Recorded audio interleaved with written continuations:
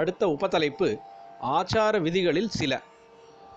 இன்னதுதான் ஆச்சாரத்தில் வருகிறது, இன்னது இல்லை என்று சொல்ல முடியாமல் சகல விஷயங்களை பற்றியும் இதில், அதாவது கையில் உள்ள புஸ்தகத்தில் போட்டிருக்கிறது.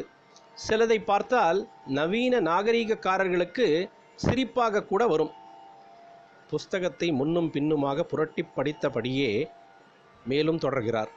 நெருப்பை வாயால் ஊதப்படாது, புருஷன் தீபத்தை அணைக்கக்கூடாது, பொம்மனாட்டி பூசணிக்காயை உடைக்கக்கூடாது. இப்படி நெருப்பை வாயால் ஊதினால் சாம்பலோ கெரசின் புகையோ லங்ஸுக்குள் போய்விடும் என்று முதல் ரூலுக்கு காரணம் சொன்னால், மற்ற இரண்டுக்கும் இப்படிப்பட்ட காரணம் ஒன்றும் தெரியவில்லை.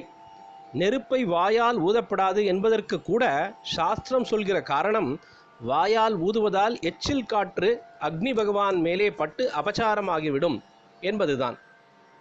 மீண்டும் புஸ்தகத்தை பார்த்தபடி, இன்ன நாட்களில்தான் க்ஷௌரம், அதாவது க்ஷவரம் பண்ணிக்கலாம், இன்னின நாளில்தான் எண்ணெய் தேய்த்து கொள்ளலாம், இதற்கெல்லாம் காரணம் என்று தேடினால் ஒன்றும் கிடைக்காது.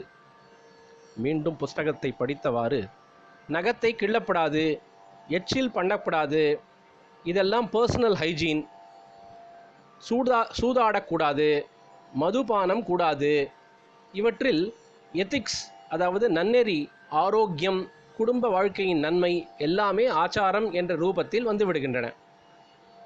மீண்டும் புஸ்தகத்தை நோக்கியவாறு, விவாக காலம், யாத்ரா காலம் தவிர மற்ற சமயங்களில் பெண்டாட்டியோடு சேர்ந்து சாப்பிடக்கூடாது, மத்தியான வேளையில் பால் சாப்பிடக்கூடாது, ராத்திரியில் தயிர் சாப்பிடக்கூடாது, மோருக்கு தோஷம் இல்லை, இது டாக்டர்களும் ஒப்புக்கொள்வதுதான் என்று இதிலேயும் போட்டிருக்கிறது.